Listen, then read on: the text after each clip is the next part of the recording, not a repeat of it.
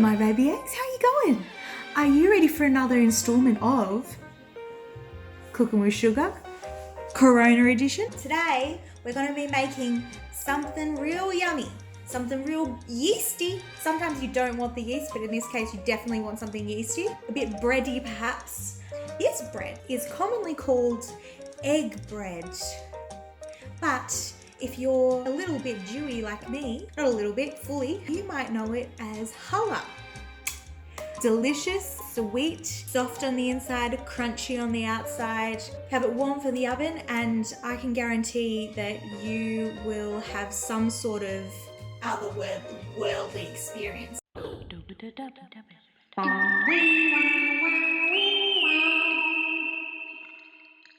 And because I'm that, this is also vegan challah. Here we go. Chickpea, a dairy-free butter. You're gonna need some white sugar, a little bit of salt, plain white flour, some dry yeast. You've got your bowl. We're gonna take 1 cup and 3/4 of warm water. You are hot, I'm hot, but this can't be too hot, okay? Here we go.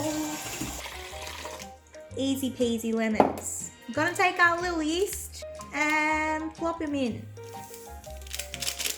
So we're gonna have to give it 10 minutes to do its thing. Now what will happen, it'll start rising to the top and it'll kind of look a little frothy.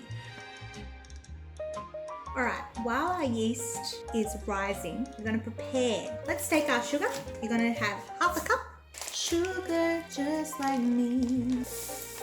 Oops. And we want 1 teaspoon of salt. Okay, alright, here we go. Okay, give that guy a mix. Alright. We're gonna prepare our aquafaba. You don't actually want chickpeas inside your bread. This is purely for what's called aquafaba, which is actually the juice of the chickpeas. Get another container or bowl to put the aquafaba in. I've got 1 for the chickpeas, 1 for the aquafaba. Drain all the juice into a container. Some of you may think, what the hell is going on? Why do you need chickpea juice? So chickpea juice is actually an egg substitute. It can be whisked, it can be like a meringue texture, and it's also a binding agent. We've got our chickpea juice. We're gonna take our actual chickpeas, pop them in a box. Oops. These guys can be roasted for later. Yeah, I don't know what you want to do with them. You can make hummus. Maybe it's another episode. Do you want me to make some hummus for you? Then comment and like and subscribe, I suppose. We're going to get 1/2 cup of your choice of whatever situation that you're after. Now you could use a leveling knife. I'm being disgusting and using my finger. I've washed my hands, by the way. If you're appalled, then that's your problem. It's a bit slippery. Okay, nice. Now, you got your 1/2 cup of butter. We're going to soften it. So I'm gonna put it in the microwave for a little bit. I'm just looking at my yeast to see how it's going. It's doing its job. Oh yeah, all right. I'm gonna get my spoon and I'm just gonna give him a little mixeroo, just to melt him all up. Lovely jubbly. All right. Are you ready to assemble your challah dough? So you're gonna get your bowl with your yeasty friend. Let's put in our 1/2 cup of butter. Gonna chuck him in. You're gonna have to get your tablespoon, all right, everyone? All right, we're gonna put in 10 tablespoons of your aquafaba. And then after 3, you're gonna give him a little mix. Stir him around. Don't be alarmed if it's watery. You're all good. You're doing a good job. You gotta give him a good stir. And 10. Ooh. Things are happening. All right, now that that's all done, now we can put in our sugar and our 1 little bit of salt. Well, fun fact, I'm type 1 diabetic, not to be confused with type 2, very different things. But I've got to be very selective when I have sugar.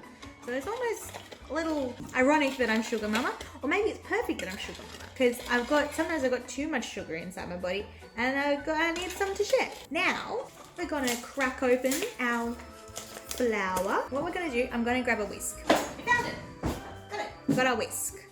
Just gonna make sure that this guy's all stirred through before I put any flour in. Now the trick is to make it real fluffy, use a sift. Because if you use a sift, it'll get out all the clumps. Sieve? Or is it called a sieve?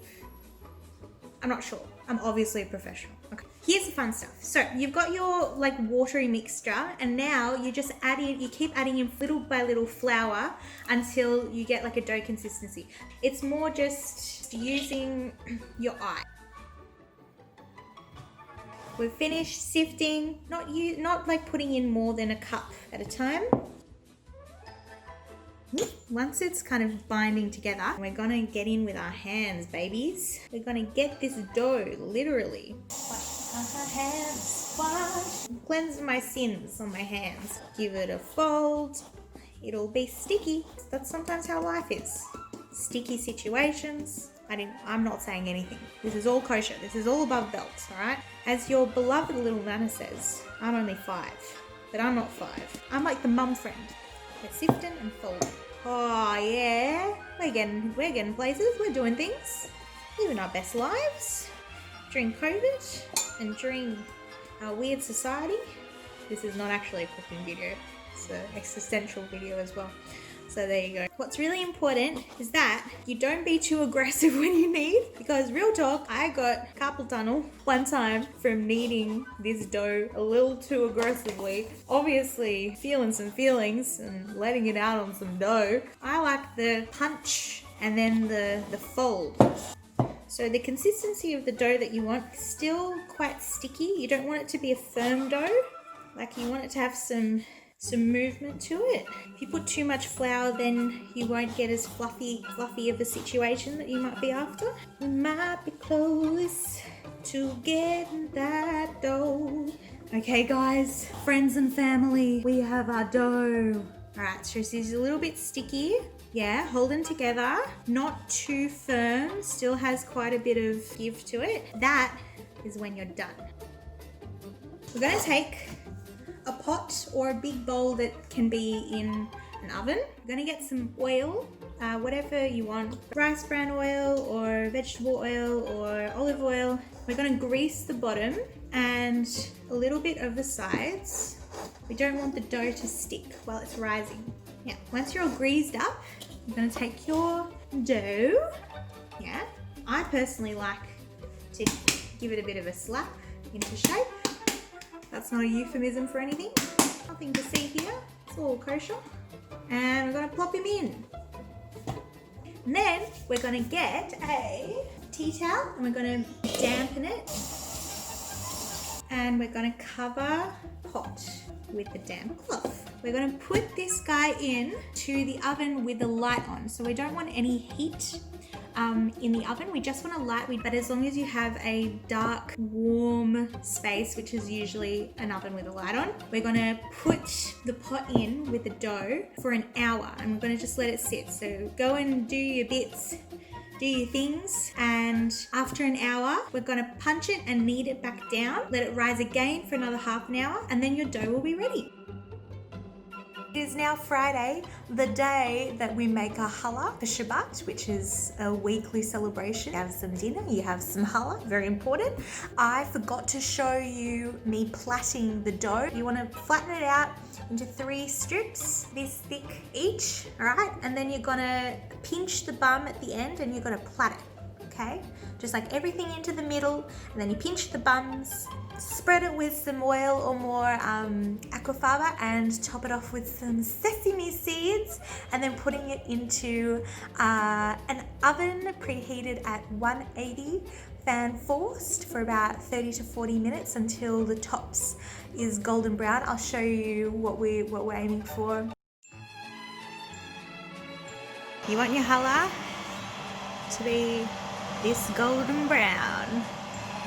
It's been in there for about 35 minutes, ready to be taken out. Artistic shot. Artistic shot. Artistic shot. Oh